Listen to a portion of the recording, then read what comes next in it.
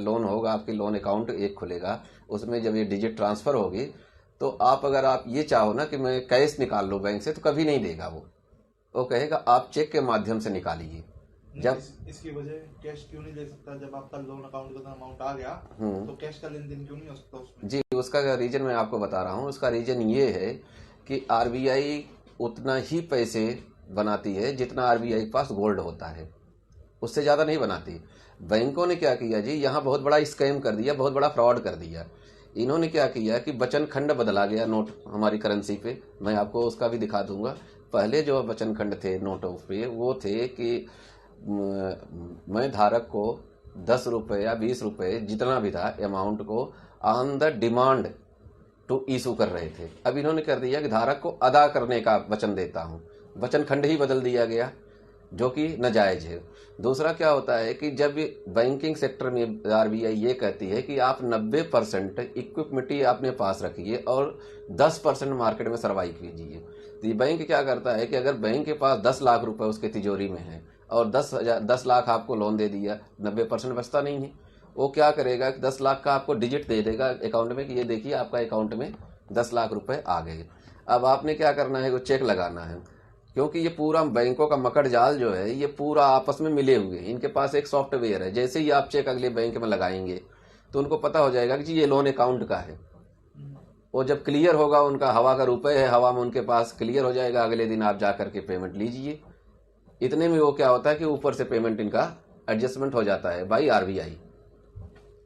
नहीं तो ये आरबीआई को बताते नहीं कि जब कोई लोन सेंक्शन होता है कि इतना हम पैसा दे रहे हैं, या कोई बैंक की लिमिट भी होती है, या जब कोई लोन ट्रांसफर होता है तो क्या वाकई में ट्रांसफर होता है या सीधा डिजिट शो होता है? सर सीधा डिजिट शो होता है, कोई ट्रांसफर नहीं होता है, एक चीज। दूसरी चीज आरबीआई को इसलिए नहीं बताते हैं कि बैंकों ने इतना बड़ा माया जाल बना रखा है कि जो एक तिलस्मी दुनिया के जैसे है।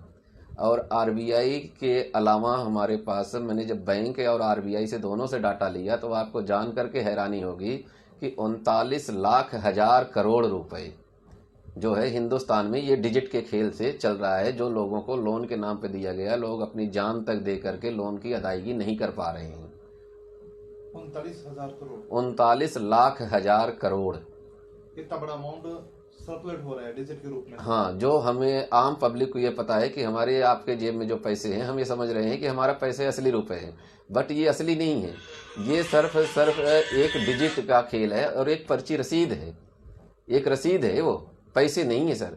जबकि असली कीमत जो है हमने आरबीआई से आरटीआई के माध्यम से मांगा कि जैसे मान लीजिए किलो का मानक स्टैंडर्ड वैल्यू होता है, डॉलर का मानक स्टैंडर्ड वैल्यू है, यूरो, रियाल, जितने भी बाहर के मुद्रा हैं, सबका एक वैल्यू है।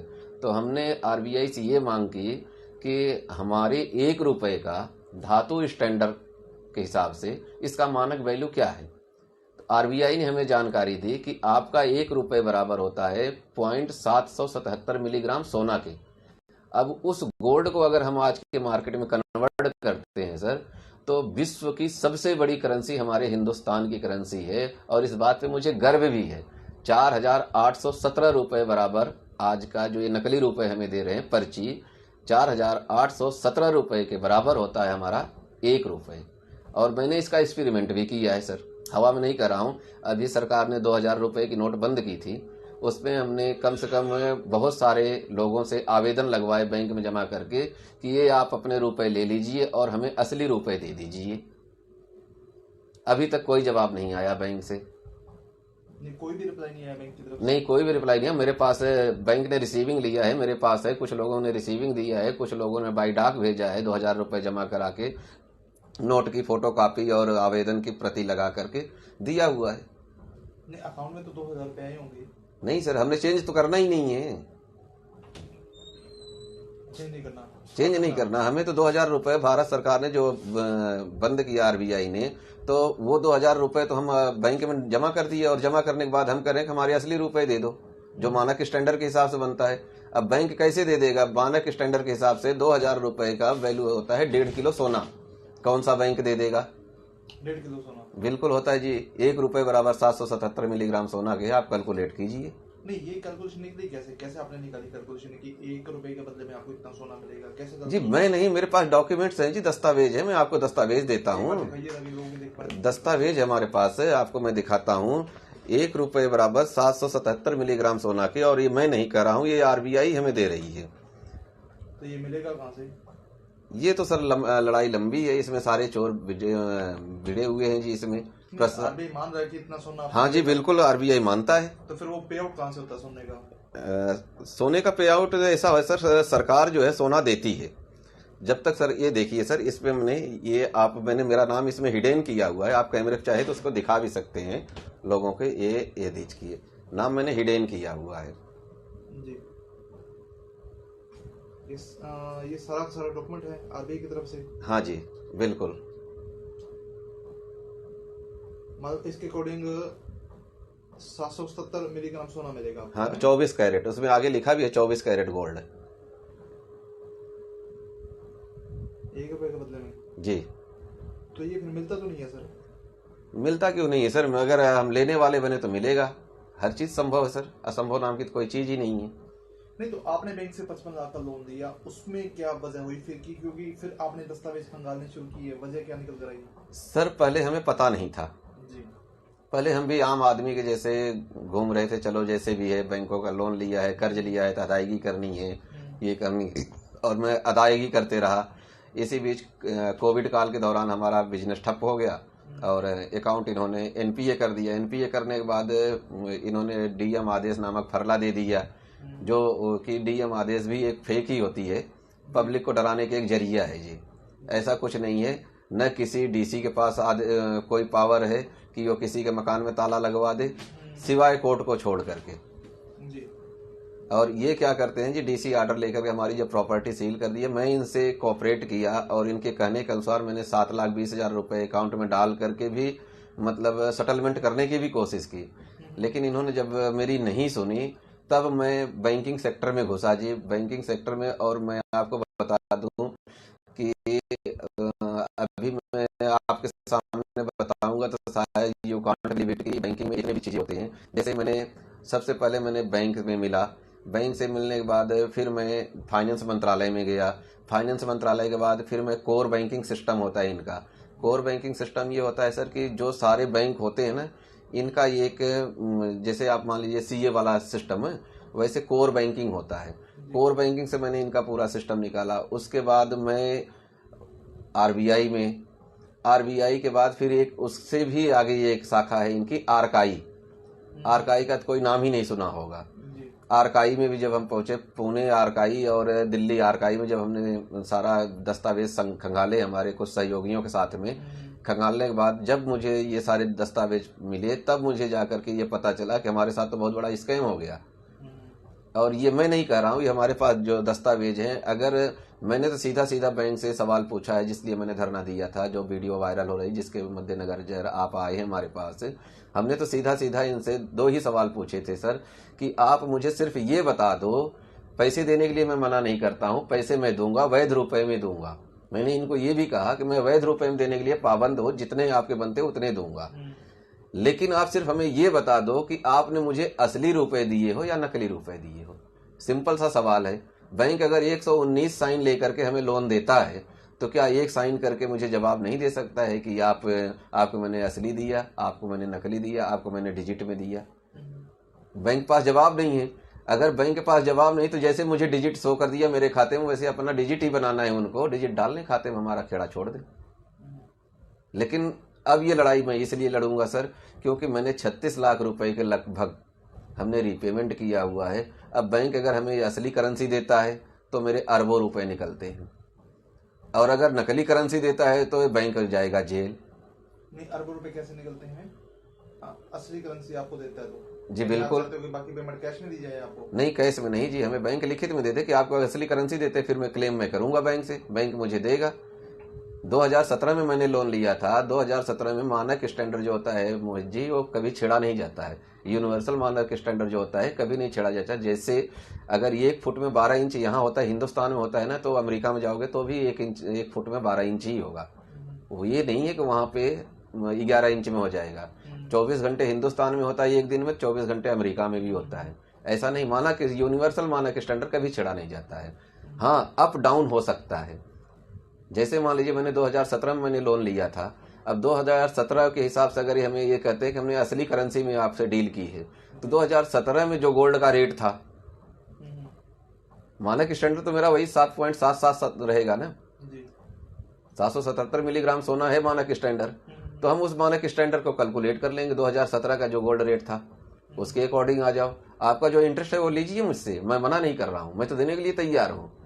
लेकिन मुझे क्या मिला, ये आप सोचने वाली बात है कि मुझे क्या मिला। मैं इतना देने के बाद भी मैं कर्जदार हूँ और बैंक की निगाह में चोर और डिफॉल्टर हूँ, जबकि उल्टा बैंक मेरे साथ फ्रॉड करके स्कैम करके खा गया। नहीं, सबसे बड़ी बात है कि 55 लाख रुपए भी आपने बैंक से लिए और अब आप कह रहे हो कि अरबों रुपए भी आपको बैंक से मिल जाएंगे क्लेम के बाद, तो वो बात तो फिर हजम नहीं होगी ना कि 55 लाख रुपए आपने लिए। नहीं, मैं ये नहीं कह रहा हूँ सर, आप मेरे बातों को आप तोड़िए मरोड़िए ना। मैं सीधा स्पष्ट ये कह रहा हूँ कि अगर बैंक ने मुझे 55 लाख रुपए लोन दिया, ठीक है जी, उसको मैं मना नहीं कर सकता, क्योंकि दस्तावेज पे मेरे सिग्नेचर है। जी, मैंने लिया या नहीं लिया ये तो बाद की बात है, ये कोर्ट का मैटर है जी, लेकिन दस्तावेज के हिसाब से मैंने लिया क्योंकि उसके ऊपर मेरे सिग्नेचर है जी। अब मैं सिर्फ बैंक से ये कह रहा हूं कि भाई मैंने आपको 36 लाख रुपए रीपेमेंट कर दिया जी। अब वो रीपेमेंट करने के बाद जो मेरी अमाउंट बची है जी। वो भी मैं देने को तैयार हूं, जी। लेकिन मुझे सिर्फ इतना तो बता दीजिए कि आपने मुझे जो करेंसी दी, paper currency act 1882, coinage act 906, coinage act 1934, मतलब कोइनीज एक्ट का 2 है सर, 1904 और 1934, 6 और 34, सॉरी 34 है। उसके अनुसार आपने हमारे साथ में लेन देन नहीं किया। मैं तो सीधा सीधा बैंक को ये कह रहा हूं और इसी के अकॉर्डिंग मैंने आवेदन दिया हुआ है, बैंक के हर ऑफिस में मैंने दिया है कि आप मेरा पेटा भरो। आपने मुझे लोन दिया था तो आपने पूरी तसल्ली की थी, अड़ोसी पड़ोसी से सब चीज का मेरी तहकीकात करके दिया होगा लोन जी। तो मैं अब देने के लिए जब तैयार हूं और मैं मना नहीं कर रहा हूं आपको कि आप मुझे ये सिर्फ बता दीजिए कि खेल क्या है। अब बैंक बता नहीं रहा और उस खेल का मेरे पास ये सारे डॉक्यूमेंट्स हैं जो मैं कोर्ट में अगर ले जाके खड़ा करता हूं तो बैंक 1 मिनट भी नहीं खड़ता। किस तरह के डॉक्यूमेंट्स हैं? मेरे पास हर तरह के डॉक्यूमेंट्स हैं जो ये साबित कर देते हैं बैंक में बैंक ने मेरे साथ फ्रॉड और स्कैम किया है। और ये न कि मेरे साथ हुआ है, मैं आपके चैनल के माध्यम से सबको जागरूक ये करता हूं, जितने भी भाई लोन लिए हैं गोल्ड लोन को छोड़ करके, जितने भी भाई लोन लिए हैं सब भाई अपना धन जान सब कुछ अपना दांव पे लगा दिए हैं। बैंक स्कैम कर रहा है, बैंक का कभी कर्ज उतार ही नहीं सकते अपना जान दे करके, क्योंकि बैंक ने उनको पैसे दिए ही नहीं है। ये मैं नहीं कर रहा हूं, ये मेरे दस्तावेज कर रहे हैं और बैंक ने दिया है तो नकली करेंसी दिया है। अच्छा, नकली करेंसी की अगर आप बात की जाए तो ये डील कैसे होता है? अगर आपके मान लीजिए अकाउंट में पेमेंट आ जाती है लोन की तो फिर कैसे वो चलता है सिस्टम? थोड़ा लिख के बता दीजिए ताकि समझ आए। सर इसमें ऐसा होता है, मैं आपको बताता हूँ, जब बैंक ने हमें कोई लोन देता है तो बदले में कैश नहीं देता है, कभी 1 रुपए नहीं देता है। आप भी शायद जीवन में कभी लोन लिए होंगे तो आपको भी पता होना चाहिए कि बैंक एक अकाउंट खोलेगा आपका, सब अपना तसल्ली करने के बाद आपका एक अकाउंट खोलेगा और उस अकाउंट में आपको दिखाएगा कि मोहित जी आपके देखिए इतने पैसे आपके सैंक्शन होके आ गया है। सिर्फ आपको एक सैंक्शन लेटर मिलता है और सैंक्शन लेटर पे भी ये बहुत तरीके से लिखा होता है।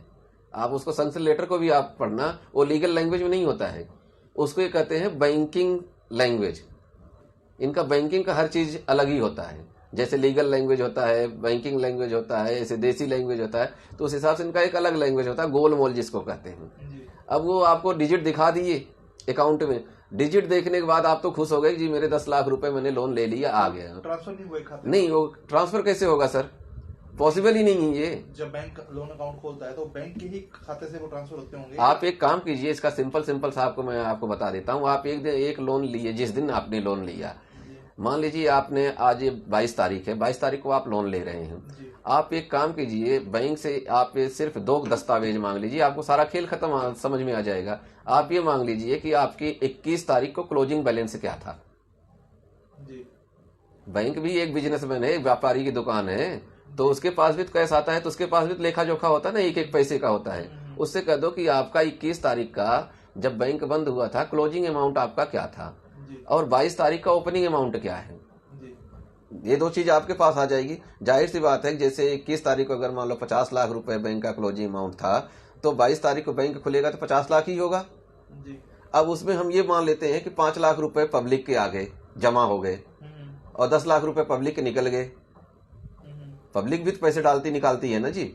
वो निकालने के बाद अब उनसे आप ये मांगिए कि आप मुझे ये डाटा दे दीजिए कि 22 तारीख को आपके पास कितने रुपए जमा हुए, कितने निकले और कितने आपके पास बैलेंस शीट हो गए। 22 तारीख का आप बैलेंस शीट दिखा दीजिए। आपको मैं दावे के साथ कहता हूं मोहित जी, आपको ये जो अगर आपने 10 लाख रुपए लिया है वो 10 लाख रुपए प्लस मिलेगा, कहीं भी माइनस का खाता नहीं मिलेगा कि मोहित जी के नाम पे 10 लाख रुपए माइनस हुआ है, लोन दिया हुआ है। प्लस होता जाएगा, प्लस ही होगा जी। अच्छा फिर ये खेल चलता कैसे कि अगर मान लीजिए अकाउंट में लोन आपका सैंक्शन हो गया और अकाउंट में डिजिट आ गया, उसके बाद कैसे क्या चलता है, लेन-देन कैसे होती है डिजिट की? ये चेक के द्वारा होता है जी। चेक के द्वारा होता है। हाँ, मोहित जी ने आपने लोन ले लिया, लोन लेने के बाद बैंक से आप कहो कि आप मुझे 100 रुपए इसमें से खाते में से निकाल के दे दो, बैंक नहीं देगा, कभी नहीं देगा, ये मेरा दावा है। कभी नहीं निकलेगा, देगा ही नहीं हो। वो कहेगा जी ये लोन का अमाउंट है, थर्ड पार्टी पेमेंट है। Always they will told you कि this amount is third party payment. क्यों कहेंगे वो? क्योंकि उनको ये पता है कि अगर इसको हमें 10 रुपए देना होगा तो मेरे बैलेंस शीट से निकलेगा, इसका नाम की एंट्री हो जाएगी। तो वही एंट्री ही तो आपका बचाना है। अगर आपने 22 तारीख को लोन लिया और आपने 100 रुपए, 10 लाख का लोन लिया, 100 रुपए आपने वहां से कैश निकाल लिया, तो आपके एंट्री में 100 रुपए आएगा ना जी। अगले दिन तो आप खड़े हो जाओगे कि मैं तो 100 रुपए ही लोन लिया, 10 लाख तो लिए ही नहीं। और जब आपने कुछ है ही नहीं एंट्री, तो आप तो वो खाता देखोगे ना जी कि 10 लाख रुपए मेरे वो खाते में आए हुए हैं। आप तो उसी में भुम्मड़गिरी में पड़े हो कि 10 लाख रुपए मेरे खाते में है, 10 लाख रुपए मेरे खाते में है। और दूसरी चीज आपको बता दूं, आपका लोन अमाउंट कभी न करंट अकाउंट में ट्रांसफर होगा, न कभी आपके सेविंग अकाउंट में ट्रांसफर होगा। ये हमेशा थर्ड पार्टी से ही जाएगा। आपने लोन लिया, आप मेरे नाम का चेक दे दो, मैं कैश कर लूंगा। फिर बैंक क्या अड़ाएगा आपको जी, इसका हमें बिल चाहिए। जो पेमेंट आपको दे रहे हैं, बैंक 2 तरह का लोन देता है, टर्म देता है और लिमिट देता है। आप टर्म लोन लोगे तो वो कहेंगे 90% तो आपको टर्म लोन ही देता है। फिर वो कहेगा जी बिल लाओ इसका। अब बिल के चक्कर में आप क्या करोगे सर?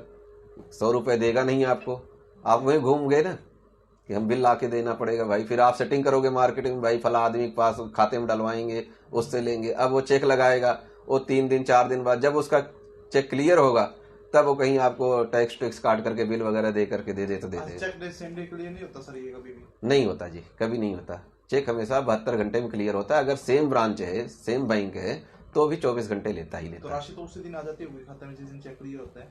हाँ जी, उसी दिन आ जाती है। राशि क्या आती है? डिजिट आता है जी, राशि तो आती ही नहीं है, डिजिट आती है। जो डिजिट आपके खाते में ट्रांसफर हो गई, मान लीजिए मोहित जी, आप समझने की कोशिश कीजिए, आपने 10 लाख रुपए लिया, 10 लाख रुपए का आपका डिजिट आ गया।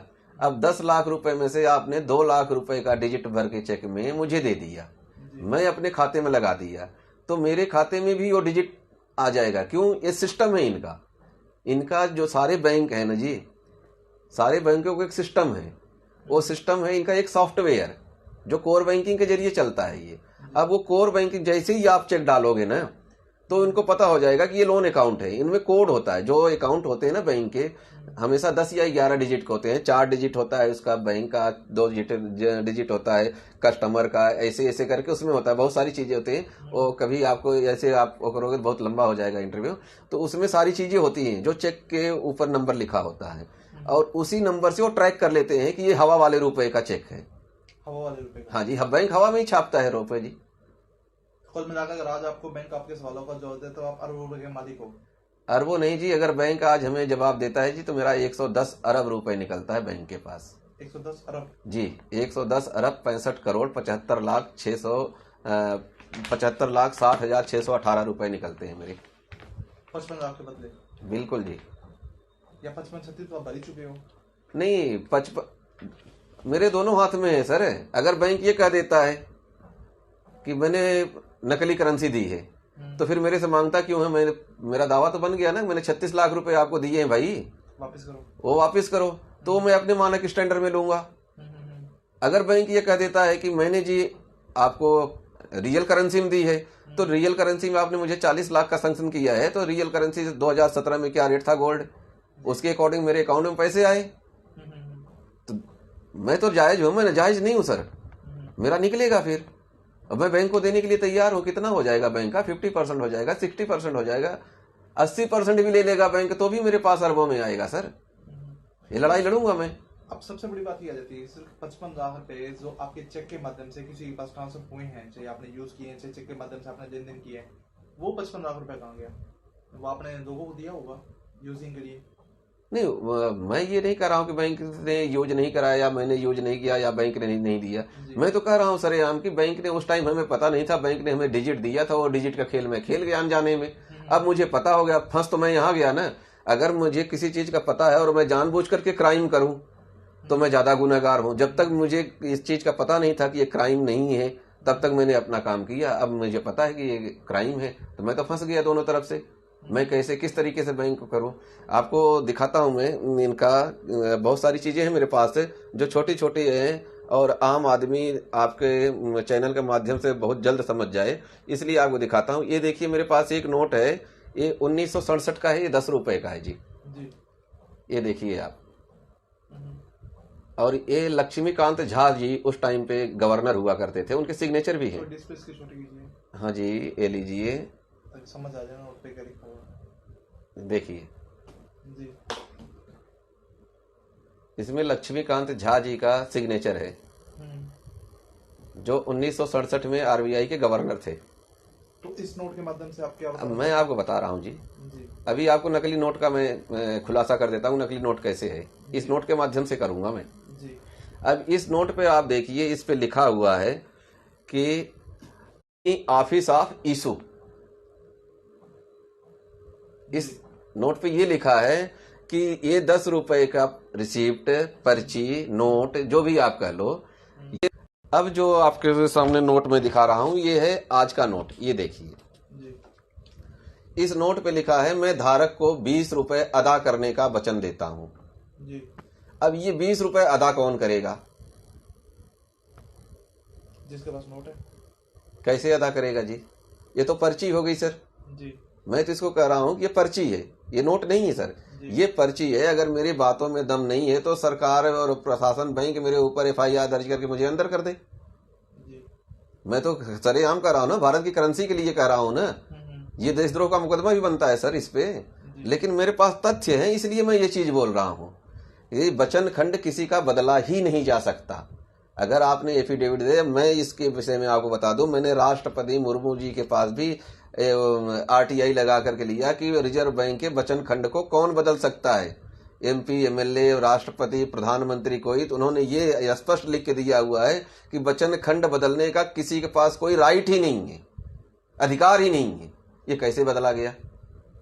ये सिर्फ स्कैम के लिए बदला गया है। मतलब नोट के ऊपर भी स्कैम हुआ सारा का सारा? बिल्कुल जी हुआ है, सारे नोटों पे हुआ है, 1967 के नोट। और आपको एक चीज और आपको बता देता हूं, मैंने मेरे किसी मित्र के मैंने और एक्सपेरिमेंट किया, उसकी फोटो भी आपको दिखाता हूं। मैंने 3 रुपए लिए जी। 1 रुपए मैंने लिया चांदी का 1968 का जी। और 1 रुपए मैंने लिया 1975 का जी।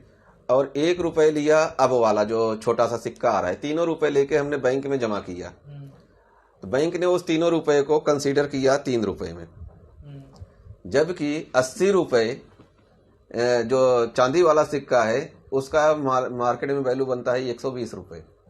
चांदी वाला सिक्का था जी। दूसरा जो 70 वाला था उसमें 50% चांदी थी और 50% मिला हुआ था, उसमें मिलावट थी। उसका मैंने सोनार से पूछा था, सोनार ने बताया इसका 70 रुपए बनेगा और आज वाले का तो पता ही है। तो आप बताइए 191 रुपए, और बैंक ने कितने की रिसिप्ट दिया मुझे? 3 रुपए के कंसीडर किया बैंक ने 3 रुपए में। तो स्कैम है कि नहीं है, आप बताइए। तो ओवरऑल लोगों को क्या मैसेज देना चाहेंगे? मैं ओवरऑल लोगों को आपके चैनल के माध्यम से मैं ये कहूंगा मोहित जी कि लोग जागरूक बने, बैंक की हवाबाजी वाले रुपए को देने का विरोध करें और अपना हक मांगे।